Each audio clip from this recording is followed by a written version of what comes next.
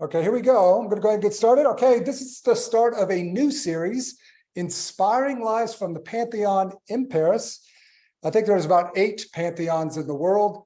I think Rome's is one of the most famous, so I wanted to distinguish this pantheon from the others. This is the Pantheon in Paris, and we're actually going to start with the latest inductee, but I'll get to that person in a moment. The Pantheon in Paris is a mausoleum whose membership is reserved for only a select number of France's citizens. It's considered the highest honor for its deceased. It is an extraordinarily stunning work of architecture. I don't know how many of you have seen it, but it's absolutely spectacular. Here is its lofty central dome, very high. It used to be the highest structure in all of Paris before the Eiffel Tower came along. It did not start out as a mausoleum, but as a church named for the patron saint of Paris, Saint Genevieve. The Church of Saint Genevieve was begun by Louis XV around 1757, who felt that the saint had healed him of a life-threatening illness. However, by the time the construction was finished, the French Revolution had started. The National Constituent Assembly voted in 1791 to transform the Church of Saint Genevieve into a secular mausoleum for the remains of only the most distinguished French citizens, modeled, of course, on the Pantheon in Rome, which had begun using its Pantheon that way in the 17th century. Now, I like this image that you're viewing right now, because it looks as if a monument dedicated to La Convention Nationale, which was the highly secular revolutionary government that replaced the monarchy during the revolution. It looks like the La Convention Nationale is receiving a blessing from Christ, which that mosaic above was put in during a brief period of the 19th century when it had reverted back to a church.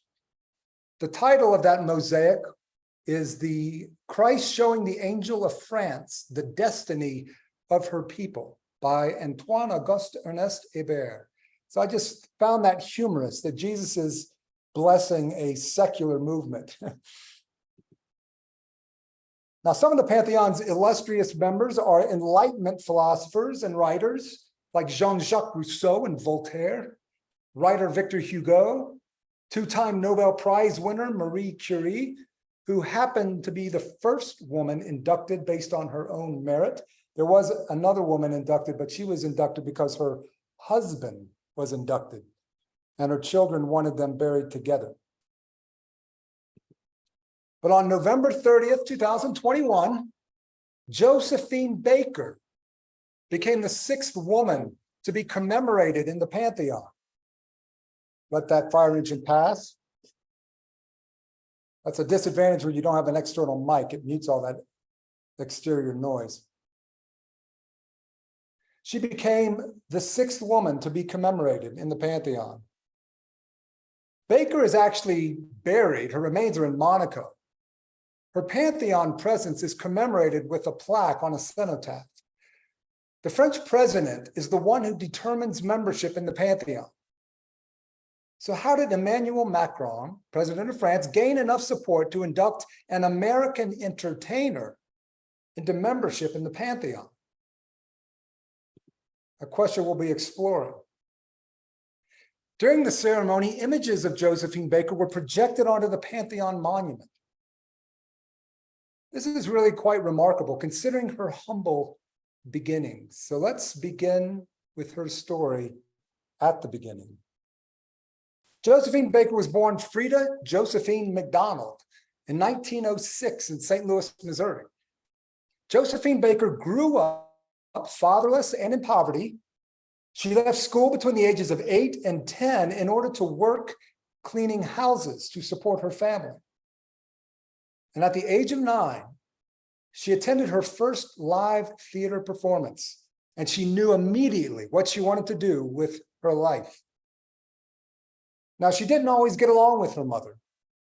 There was a lot of pressure on her at a very young age to support the family. So in order to flee the burden of this home life, she married at the age of 13, quickly got a divorce, then married again at 15, and quickly got another divorce. Not the brightest of beginnings for an ambitious young woman.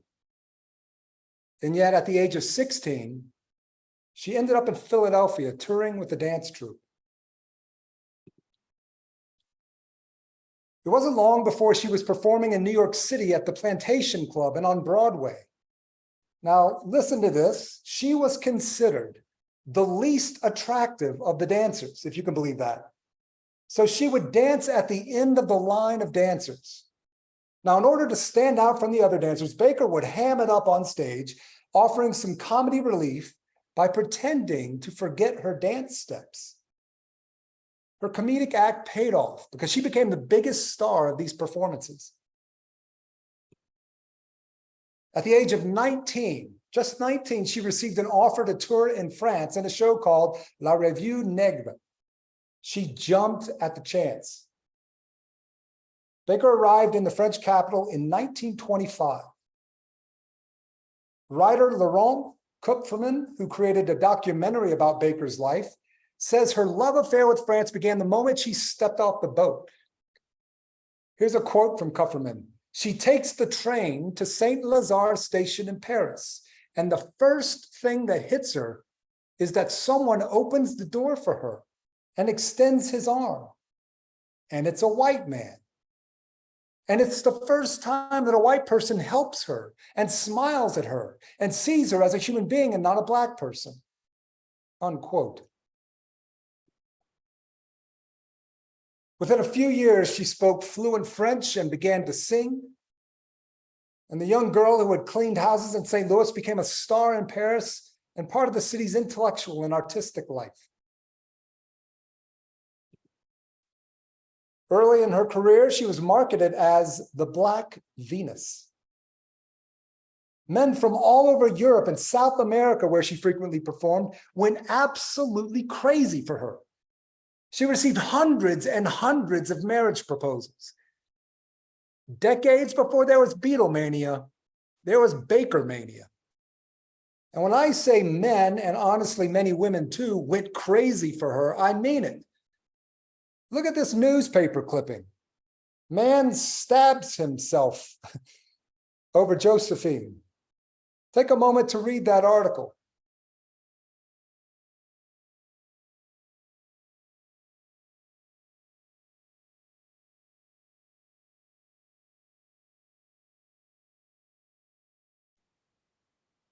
She said of her life at this time, since I personified the savage on the stage, I tried to be as civilized as possible in daily life.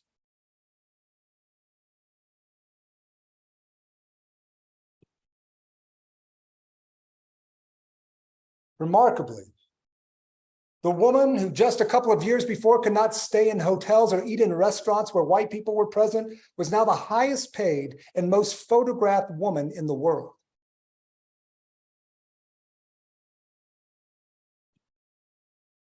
Here's one of my favorite poses of her. She's on her tiger rug.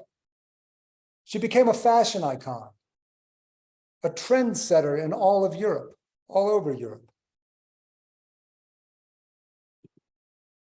Baker became a fixture in shows at Les Folies Bergères, a famous music hall, where she created a sensation by dancing semi-nude in a G-string ornamented with bananas. Highly erotic if you use your imagination.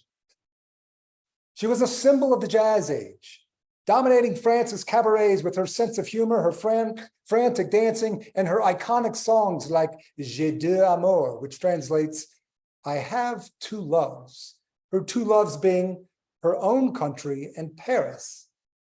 Now, I've got to say this, over the years, her love for her own country of origin would change, and eventually there was a kind of divorce.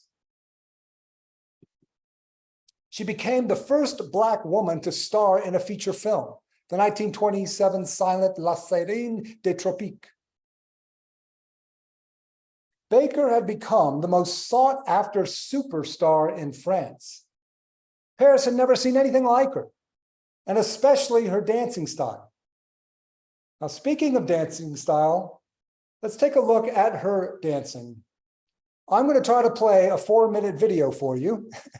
We were testing it right up to the time we started to see if this would work. Hopefully you will hear music when the video plays. It's only about 4 minutes long. It contains 2 different dances she performed very early in her career. I'd like you to take a look and pay attention to how you respond to her as a performing artist.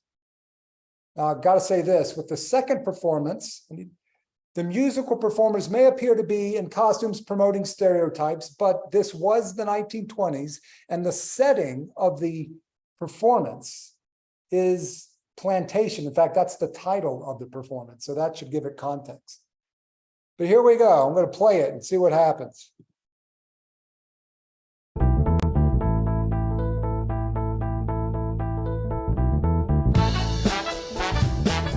Make sure your volume is turned up.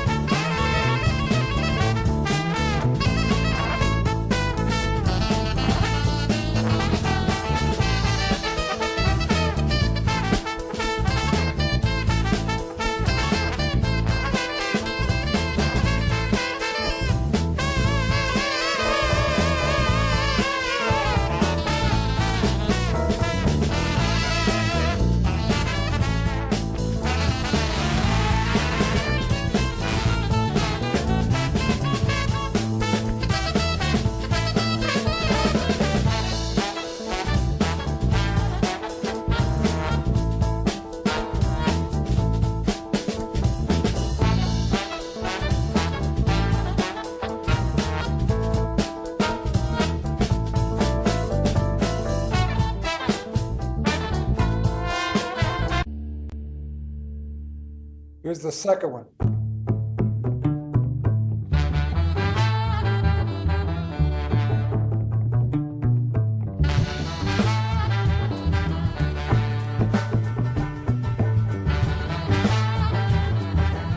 Playing the role of a precocious kid.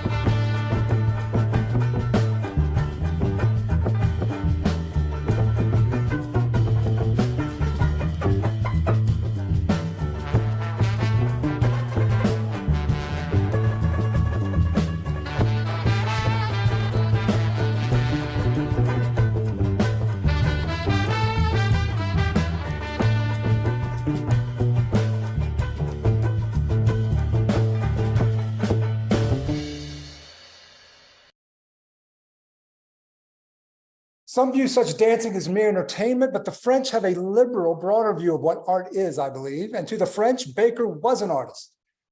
Her performances appeared highly creative and made her audiences feel vitalized in a way they were not used to experiencing from most dance performances. And she said of her identity as an artist, a violinist had a violin, a painter his palette. All I had was myself. I was the instrument that I must care for. Now, I need to mention this. Some modern critics believe her persona played on racial stereotypes, making a path for herself in the 1920s and 30s, remember. I think we should ask, was she a victim of stereotypes, or did she preserve her power and agency? Did she even subvert in her own way stereotypes?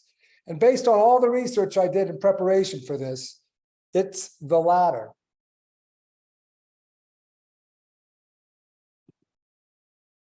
In 1936, she returned to New York City, where she was the first and still the only Black woman to have performed in the Ziegfeld Follies. The last number had her dancing with 4 men, dancing with 4 white men.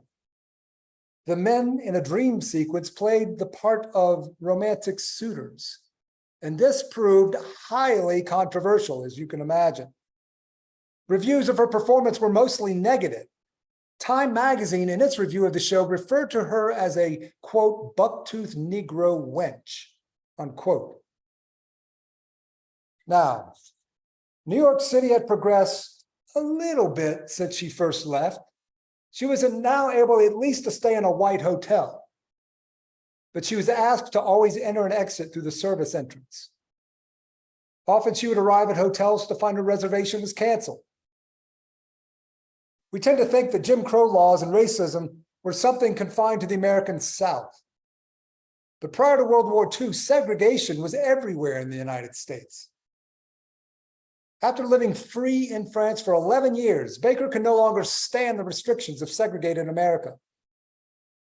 After her experience performing in New York City, Baker returned to France for good. In 1937, she married the first of 3 French husbands and became a French citizen, requiring her to renounce her American citizenship. I don't believe her divorce from America bothered her all too much, but that's maybe speculation on my part. She bought a chateau in the bucolic Dordogne region in southern France. Not too shabby of a residence for the little girl who once cleaned houses in St. Louis. Today, the Chateau de Mélande, as it is called, pays tribute to Baker and is a major tourist attraction and national historical monument. It's visited by more than 100,000 tourists a year. But Josephine Baker was not satisfied with the comfortable and privileged life of a French celebrity. During the war, she volunteered to serve in the Free French Women's Air Auxiliary, saying, quote, "France made me what I am. The Parisians gave me their hearts, and I am ready to give them my life." Also, during World War II, she worked for the French resistance. Baker stashed weapons in her chateau. She also hid resistance fighters and Jewish refugees there. She smuggled secret documents in her sheet music. And she was able to move the French resistance fighters and spies around Nazi and Vichy-controlled France under the guise that they were members of her dance and music group. Now, you might wonder how Nazi officials could fall so easily for such a ruse. But then again, this is Josephine Baker. Her charm, charisma, and beauty, even Nazis couldn't resist.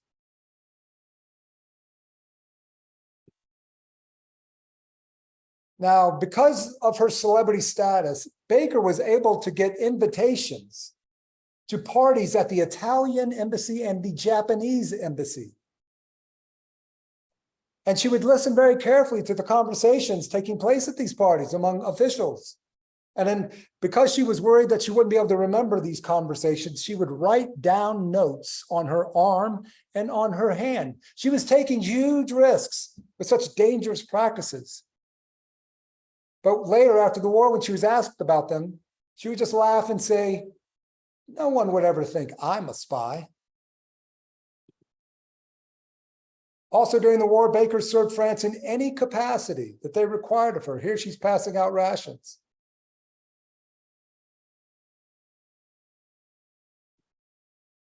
And after the war, Josephine adopted 12 children from orphanages all over the world where she performed. Because the children were from different countries, she referred to them as her rainbow tribe.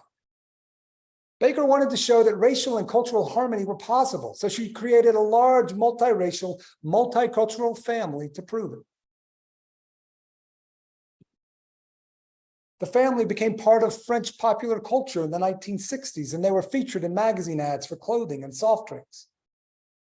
Brian Bouillon Baker, one of her children, was adopted from an orphanage in Algeria, where she performed during the country's War of Independence from France. Brian said of his mother, quote, "She changed my life. Growing up with 11 brothers and sisters at the chateau was kind of like a permanent summer camp, with kids always shouting and playing. It was a bit crazy, but it was also strict. My mother wanted us to have a very good education for our future," unquote. His mother also wanted to show the world what was possible with her rainbow tribe. Brian says that children coming from different parts of the world with different religions and different cultures, that it was possible to be brothers, to have a kind of universal brotherhood, unquote. And she succeeded, he says. Today, the 12 siblings are apparently still close, and there are large family reunions and with second and third generations of Bakers. In 1961, Baker received the Croix de Guerre and the Legion Honor, the highest order of merit for military and civil action that France offers. And she did try to love her former country as best she could. She returned to America during the 1960s to support the civil rights movement, speaking at a Martin Luther King event and supporting the movement financially. Baker addressed the crowd at the 1963 March on Washington for Jobs and Freedom. In a public event, she always wore her French resistance uniform with a string of medals across her breast.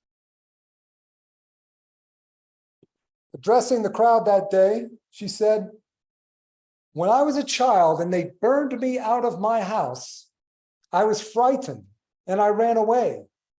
Eventually, I ran far away. It was to a place called France. Many of you have been there and many have not. But I must tell you, ladies and gentlemen, in that country, I never feared. It was like a fairyland place. When I was young in Paris, strange things happened to me. I could go into any restaurant I wanted to, and I could drink water any place I wanted to. And I didn't have to go to a colored toilet either. And I have to tell you, it was nice, and I got used to it. And I liked it. And I wasn't afraid anymore that someone would shout at me and say, 'Go to the end of the line.'"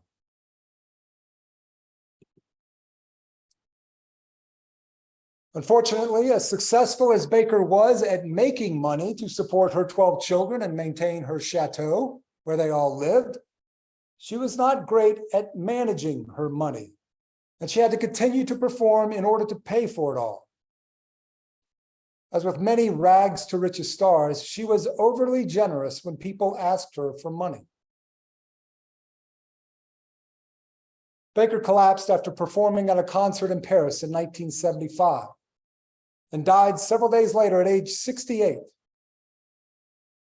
Thousands of people lined the streets for her funeral at the Madeleine Church, where she was given military honors.